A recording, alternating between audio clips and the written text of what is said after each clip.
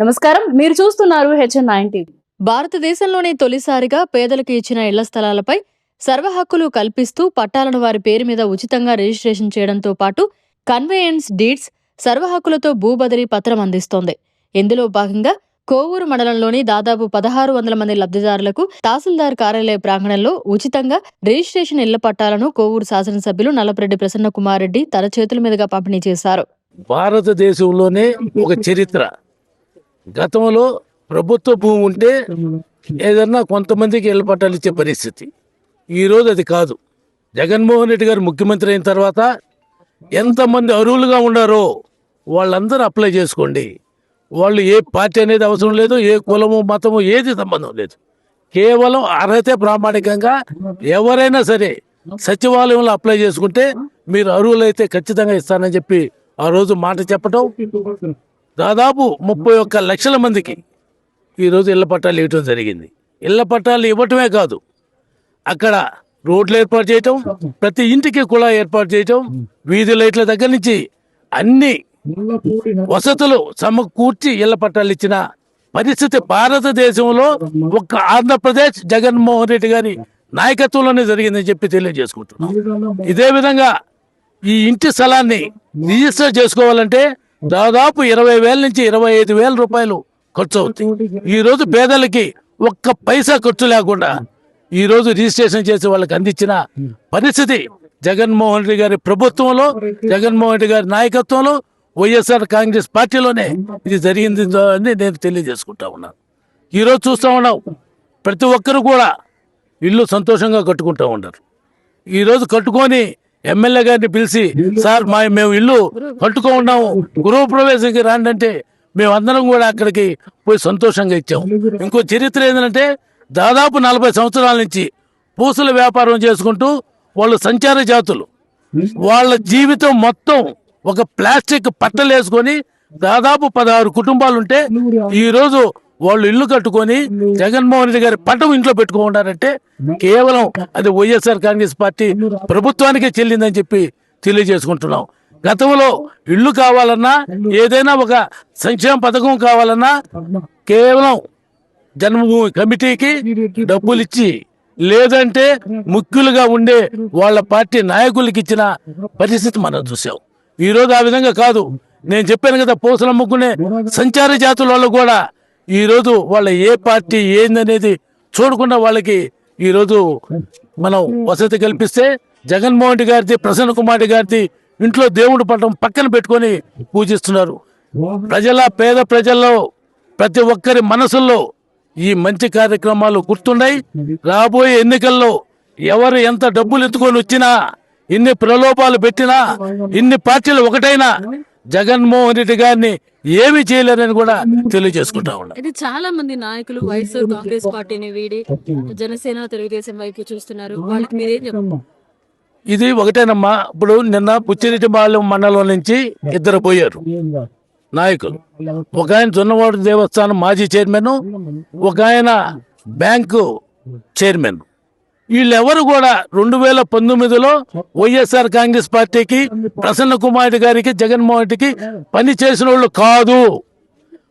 2019లో వైఎస్ఆర్ ప్రభుత్వం వచ్చిన తర్వాత కొద్ది రోజులకి, సార్ మేము వైఎస్ఆర్ ప్రభుత్వం బాగుంది, మేము మీ పార్టీలో పనిచేస్తామంటే ఆ రోజు జగన్మోహన్ రెడ్డి గారు పర్మిషన్తో ప్రసన్న కుమార్ గారు పార్టీలో చేర్చుకోవటం జరిగింది.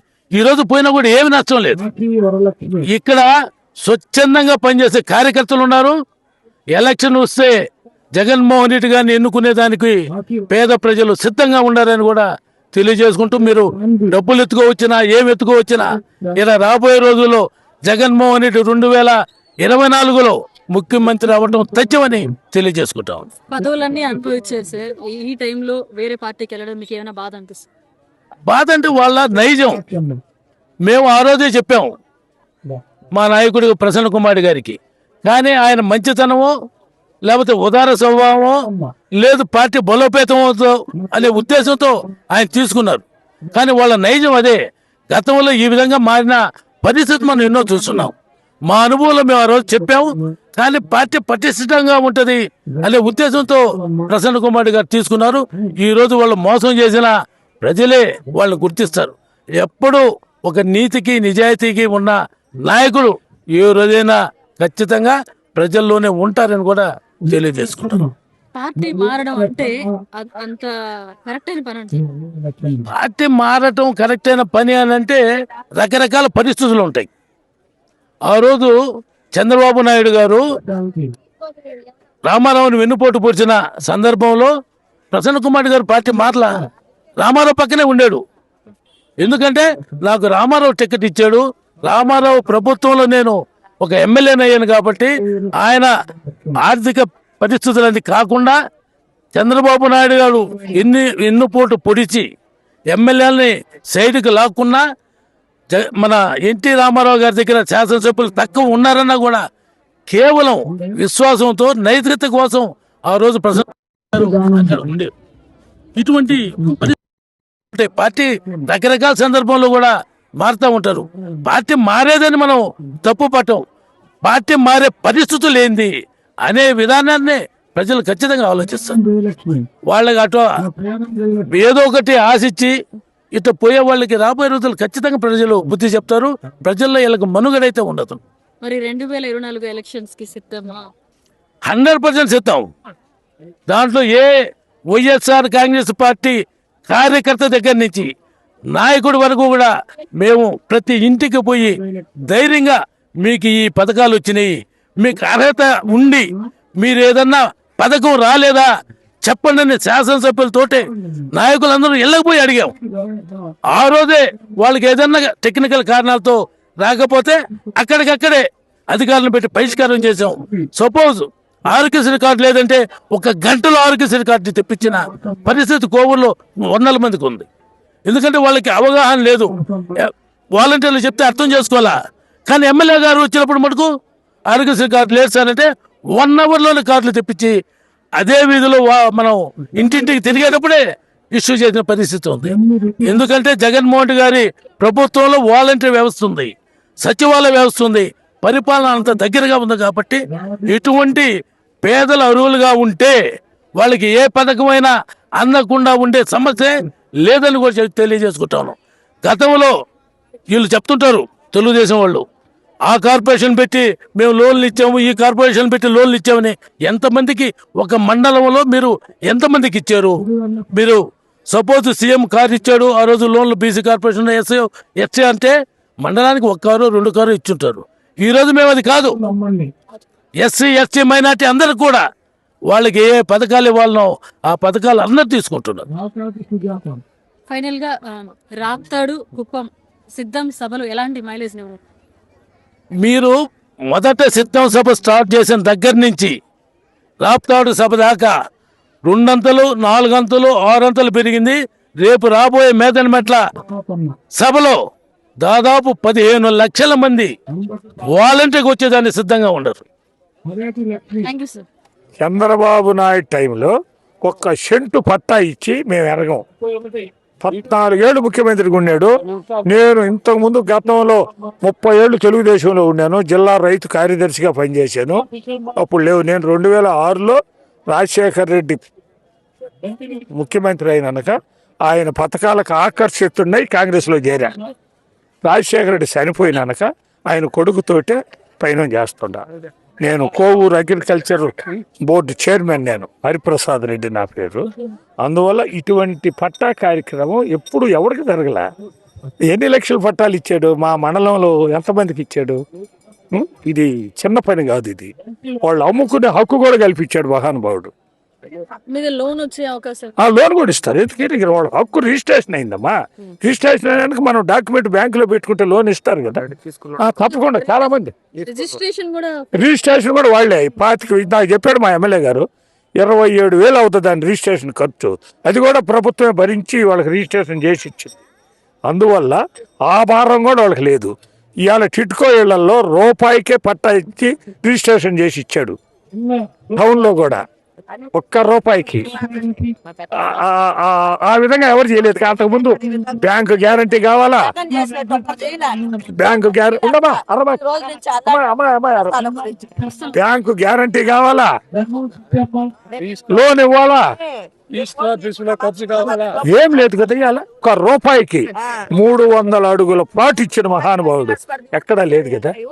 ఇంతకంటే పేదోళ్ళకి మరి ఈ పథకాలు అనేటివి రేపు ఎలక్షన్ టైంలో వాళ్ళకి గుర్తుంటాయి. గుర్తు లేకుండా ఎట్టిపోతాయమ్మా.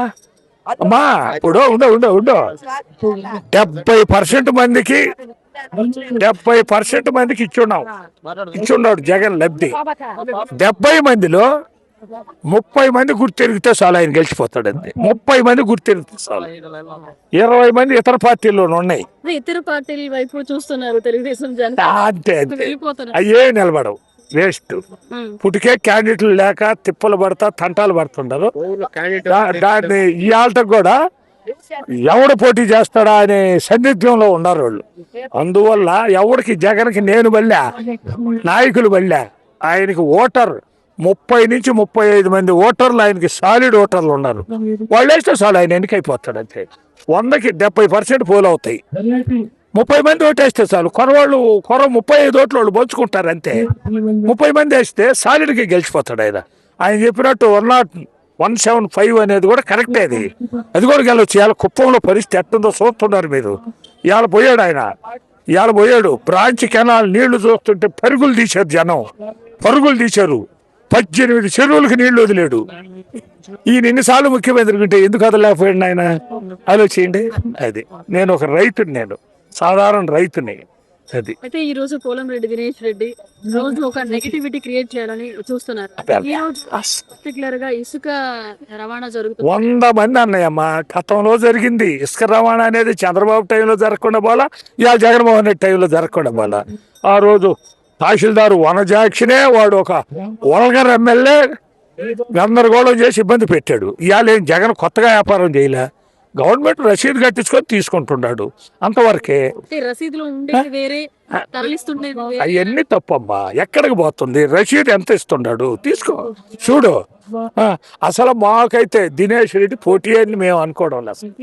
అస్సలు మాకు వీలేగా అసలు మా ఎమ్మెల్యేకి కానీ మా పార్టీకి అసలు పోటీ అనేదే మేము భావించడం లేదు. ఈజీగా గెలుస్తారు. అసలు లెక్కే లేదు. ఈ రోజు అయితే ఇళ్ల పట్టాలని ఎమ్మెల్యే చేతుల మీదుగా ఒక్క ఇళ్ల పట్టే కాదు నాయన, ఇటువంటి కార్యక్రమాలు ఎన్ని జరిగి ఉండయో ఆలోచించండి. పొదుపు మహిళలు కానీ రైతులు కానీ ఎన్ని జరిగి ఉండయో ఇవన్నీ చెప్తే మన ఊరికే మేమైతే పార్టీ అభిమాని. నేను చెప్పడం పెద్ద ఇది కాదు, నేను పార్టీకి అనుకూలంగానే చెప్తాను. కానీ పార్టీ నుంచి కూడా విమర్శలు కూడా చేస్తాను నేను. ఇప్పుడు వాళ్ళు ఎలక్షన్ వస్తుంది 3000 అంటాడు, 4000 అంటాడు. అయితే ఏమవుద్ది? ఏం కాదు, డబ్బులు తీసుకుంటారు, ఓటేస్తారు. పోయినసారి కూడా మేము ఇచ్చిన డబ్బులకి తెలుగుదేశం ఇచ్చిన డబ్బులకి చాలా చాలా తేడా ఉంది. కానీ మాకేసారు ఓటు, మేము ఎక్కువ వాళ్ళే పెంచిచ్చారు. అంతేగాని దానివల్ల అసలు మాకు పోటీ అనేది పెద్ద లెక్క కాదు. ఏ నాయకుడు పోయినా ఇబ్బంది లేదు. 2024లో ఎన్ని సీట్లు వస్తాయని అమ్మ సీట్లు లెక్క మనకు తెలియదు, మా స్థాయి అంత కాదు. ఒకవేళ ఇప్పుడు ఇవాళ మేము గెలిచిన సీట్లు ఒక 20 బావచ్చు, ఓడిపోయిన సీట్లలో ఒక 10 సీట్లు మాకు అదనం రావచ్చు. పక్కా అయితే గవర్నమెంట్ రూల్ ముట్టుకు జగన్ అంతే. దాంట్లో 100% గ్యారెంటీ ఆయన, తేడా లేదు. అంతే అంతే వీళ్ళిద్దరు కలిసినా ఏ ఇబ్బంది లేదు. జగన్ 100% పార్టీ రూలింగ్ చేస్తాడు. దాని గురించి సీట్లు తగ్గితే ఒకవేళ 4 తగ్గొచ్చు, 4 పెరగొచ్చు. మేము 175 మీదనే ఉన్నాం మా కాన్ఫిడెన్స్. అందువల్ల ఏంటంటే కుప్పంలో కూడా పరిస్థితి తారుమారయ్యే అవకాశం ఉందని చెప్పి నేను చెప్తాను. పక్క వ్యూహం ఆయన వ్యూహం ఆయనకు ఉంది. వయసులో చిన్నోడైనా చాలా వ్యూహంతో ముందుకు పోతున్నాడు ఆయన. కోవూరు నియోజకవర్గానికి మన నారా లోకేష్ గారు పాదయాత్ర చేస్తా వచ్చారు. ఆయన దగ్గర ఏదో ఎర్రి బుక్ ఉందంట. ఆ ఎర్రి బుక్లో 1.5 సెంటు స్థలంలో పేదలందరూ ఇల్లులు కట్టుకుంటున్నారు. అదే 1.5 సెంటు స్థలంలో చంద్రబాబు నాయుడిని, నారా లోకేష్ని, ఆ నారా లోకేష్ దగ్గర ఉన్న ఎర్రి బుక్తో కూడా కలుపుకొని ఈ నిరుపేదలందరూ ఇల్లులు కట్టుకుంటారు. మళ్ళీ జగన్మోహన్ రెడ్డి గారిని, గౌరవ శాసనసభ్యులు నల్లపరెడ్డి ప్రసన్న కుమార్ రెడ్డి గారిని అత్యధిక మెజారిటీతో గెలిపించుకుంటారు కోవూరు ప్రజానీకం. పక్కా 100%. 2024 ఎలక్షన్స్ కి మీరు సిద్ధమా? 2024 మేము సిద్ధం మేడం. మా గ్రామం ప్రసన్న కుమార్ రెడ్డి సార్ని గెలిపించుకుంటాం, దాంట్లో డౌటే లేదు. లోకేష్ ఎర్రి బుక్ ని 1.5 సెంటు స్థలంలో పూడ్చిపెట్టేస్తాం.